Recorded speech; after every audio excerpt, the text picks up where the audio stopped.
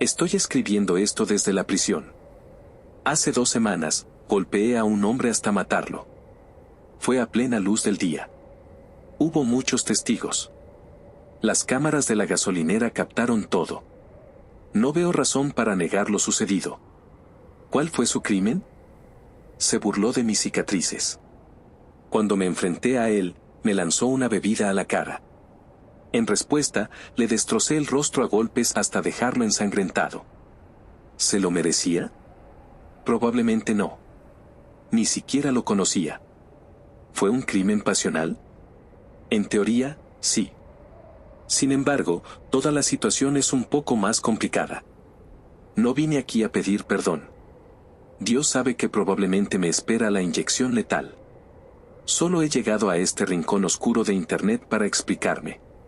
Como dije, los sucesos de aquella tarde son complicados. Antes de mudarme a Florida, trabajaba en seguridad privada. El tipo de seguridad privada de la que no se supone que debas hablar, incluso si sabes que el final está cerca. Para simplificar, digamos que era un contratista de seguridad en una instalación de investigación en la Antártida. Sabes que es grande y frío allá, pero estoy bastante seguro de que no conoces el alcance real de esos adjetivos.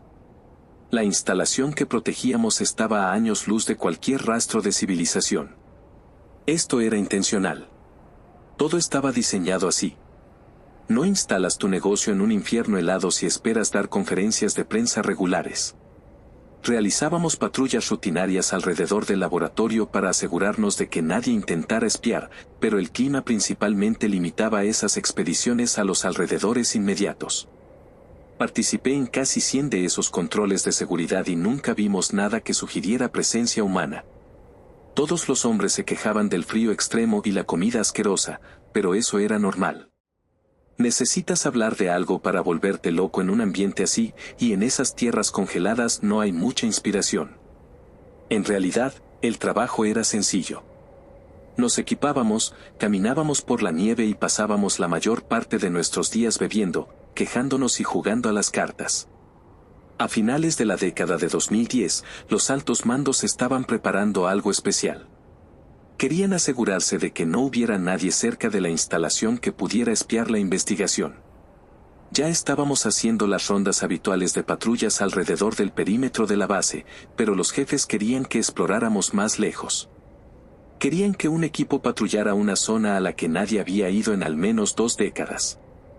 Normalmente, para una expedición tan remota, llevaríamos un equipo de al menos 7 personas. El pago se dividiría entre todos y no sería diferente al de cualquier otra patrulla. Pero si el equipo fuera considerablemente más pequeño, la paga valdría la pena el frío. Puede que sea la culpa la que me da memoria selectiva, pero no creo que fuera idea mía reducir el equipo. Sin importar quién lo sugirió, sucedió. Fuimos solo 3, sin contar al hombre a cargo del rompehielos. Conocía bien a los otros 2 hombres que me acompañaron, pero nunca hablamos de familia o algo así. Así que, todavía no sé cuánto saben sus seres queridos de lo que sucedió, y odiaría que lo descubrieran a través de mí, así que llamaré a mis compañeros de viaje Rojo y Plata. Plata lideraba la expedición. Había estado en la base años antes de que yo llegara y casi nunca hablaba. Ni siquiera sabía de dónde era. Tenía un acento extraño que parecía saltar por todos los rincones del mundo. Todo lo que sabía de él era que disfrutaba los puros y había pasado 2 décadas en el ejército de algún lugar misterioso.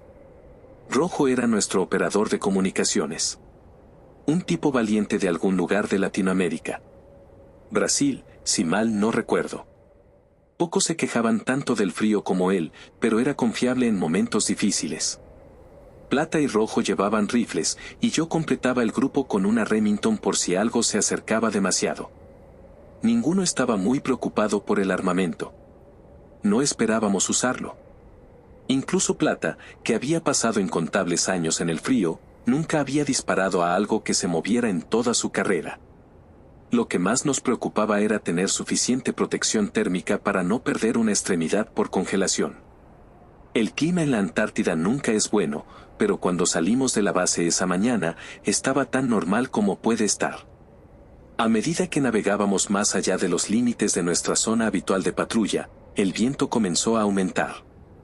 Para cuando estábamos completamente en territorio inexplorado, el mundo era un caos aullante de nieve y aguanieve. El capitán del barco rompehielos, como siempre, no dijo una palabra. Solo fumaba en pipa y operaba la maquinaria. El hombre era silencioso, pero incluso en su rostro estoico pude ver un atisbo de ansiedad. Plata, Rojo y yo tampoco estábamos de muy buen humor. Cuando la tormenta arreció, las comunicaciones de Rojo comenzaron a fallar. Cuando la verdadera fuerza de una tormenta cayó sobre nosotros, se cortaron por completo. Durante un par de horas, la tormenta azotó el rompehielos. El barco se balanceaba de un lado a otro y, en ocasiones, parecía que podríamos volcarnos. Todos mantuvimos la compostura, pero la tensión en la cabina era palpable. Cuando el cielo finalmente se despejó alrededor del mediodía, todos suspiramos aliviados. En las aguas calmadas, Rojo nos distrajo con chistes de mal gusto sobre el Titanic. A pesar de la tormenta, avanzábamos a buen ritmo. Nada destacable había aparecido durante el viaje y quedaba poco terreno por recorrer antes de dar la vuelta y regresar a la base. Justo cuando comenzábamos a considerar la expedición terminada, el capitán nos llamó a la cubierta de observación. Había algo en la distancia. Una estructura de metal oscuro que destacaba en la blanca nieve como una monja en una fiesta. Al acercarnos, el metal negro tomó la forma de un muelle. En medio de la nada, en un rincón del mundo donde uno no puede sobrevivir sin equipo valorado en millones de dólares, había un embarcadero. No soy experto en arquitectura, pero Plata describió el muelle como gótico. En toda la estructura había torres imponentes que se alzaban hacia el cielo como dedos negros y retorcidos, y el camino estaba formado por baldosas de metal afiladas y hostiles.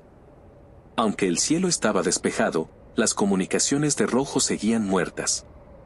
No había forma de informar de nuestro hallazgo.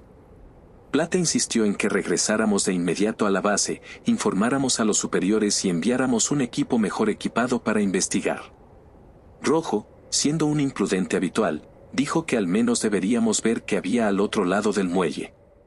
El capitán se mantuvo en silencio, como solía hacer. Yo era el voto decisivo. El misterioso camino en medio del páramo helado no inspiraba confianza, pero mi mente rápidamente extrapoló lo que sucedería si regresábamos a la base.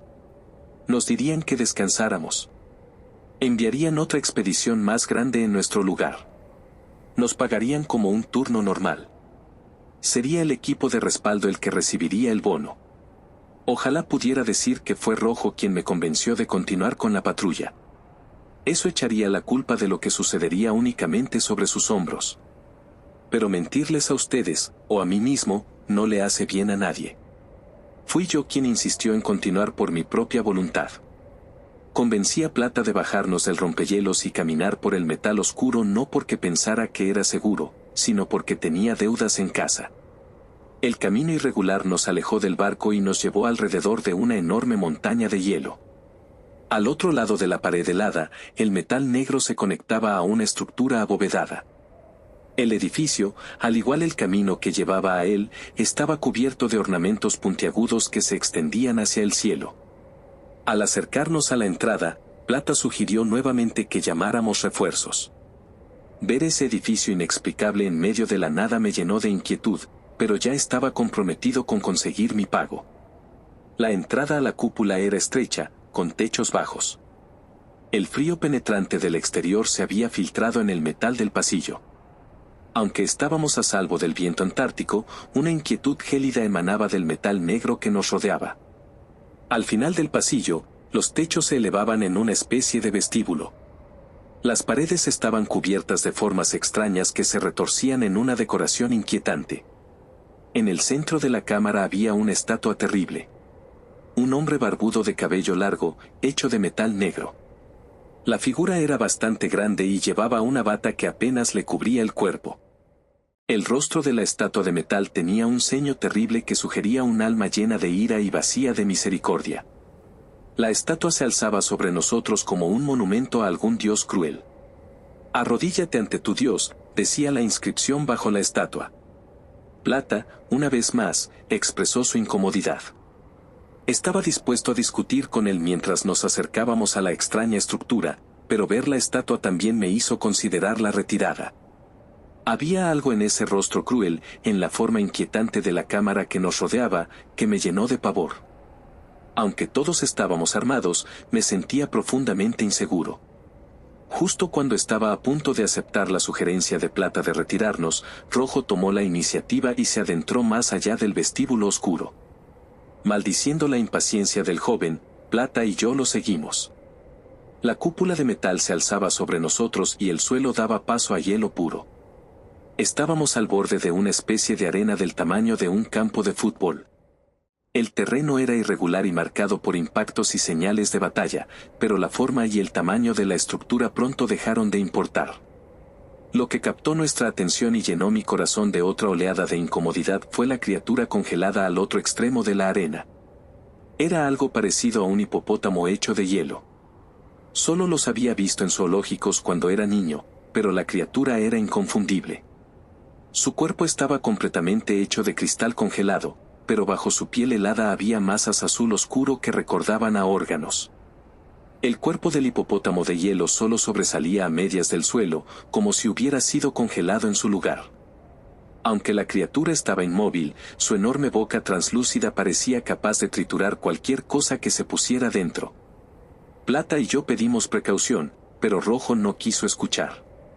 Inmediatamente, corrió hacia el hipopótamo de hielo para investigar. Se rió, hizo bromas y golpeó los dientes romos de la criatura. Fue sordo a todas nuestras advertencias. Para él, el hipopótamo de hielo era una curiosidad. Pensó que era una escultura congelada. Plata lo vio antes que yo. Alzó su rifle y gritó a Rojo que retrocediera, pero para cuando las palabras salieron de su boca, ya era demasiado tarde. Las masas azul oscuro en el cráneo del hipopótamo de hielo comenzaron a palpitar con vida. Como si despertara de la hibernación, la bestia cristalina comenzó a moverse. Rojo retrocedió cuando la boca de la criatura comenzó a moverse. Plata incluso logró disparar un par de veces al cerebro índigo de la monstruosidad. Pero era demasiado tarde. Con una velocidad enfermiza, el hipopótamo de hielo saltó desde el suelo congelado y se abalanzó sobre Rojo. Atrapó su brazo en sus dientes romos, destrozando la extremidad en el proceso. Como un perro rabioso matando a un ave, la monstruosidad sacudió a Rojo de un lado a otro. Gritos frenéticos intercalados con disparos resonaron en la gran sala de metal. Plata disparó una ráfaga de suar al cuerpo de la criatura y, de alguna manera, en medio de la agonía, Rojo logró disparar un par de veces con su pistola al cráneo del hipopótamo de hielo.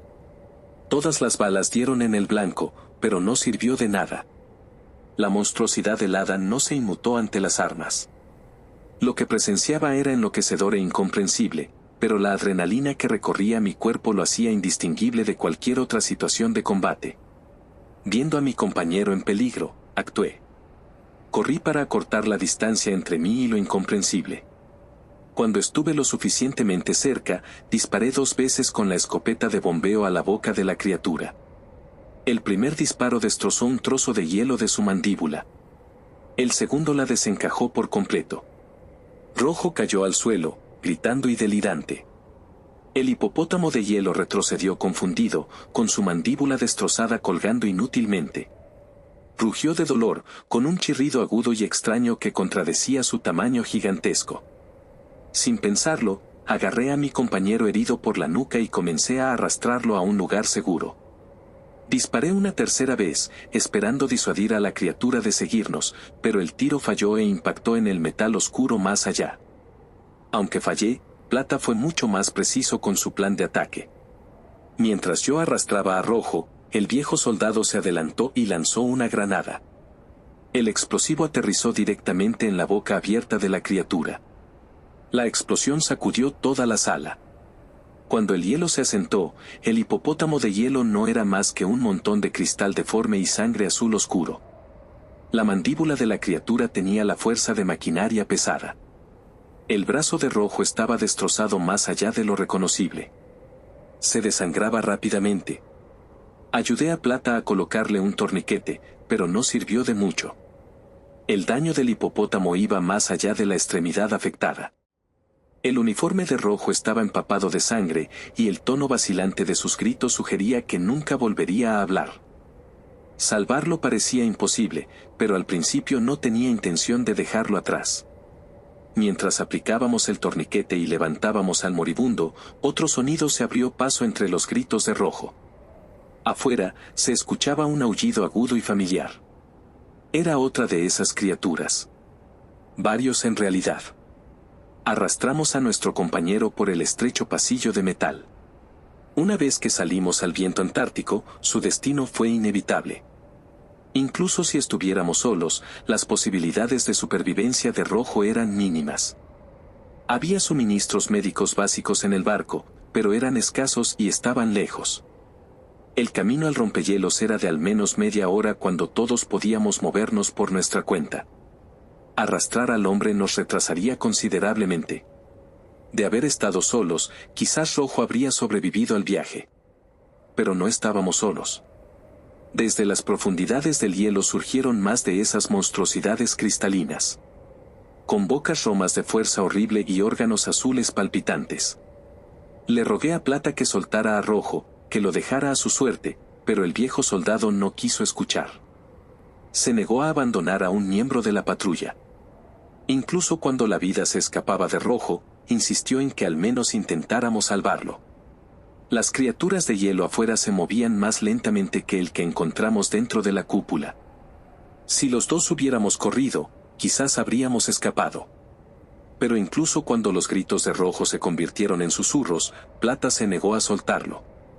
Lo ayudé a arrastrar al hombre todo lo que pude, pero cuando una de esas monstruosidades heladas estuvo a solo unos pasos, lo solté. Rojo cayó al suelo. Quizás muerto. Aunque estábamos siendo perseguidos por seres más allá de la comprensión, la furia de Plata atravesó el pánico. Rugió con rabia y me ordenó que recogiera a Rojo. Como mi superior, me lo exigió. Plata me ordenó que lo hiciera, pero nunca terminó su orden. Una de las criaturas más cercanas lanzó un aullido escalofriante al páramo. Una ráfaga de algo horrible salió de sus fauces heladas. Antes de que Plata terminara su orden, desapareció bajo una ráfaga de polvo helado.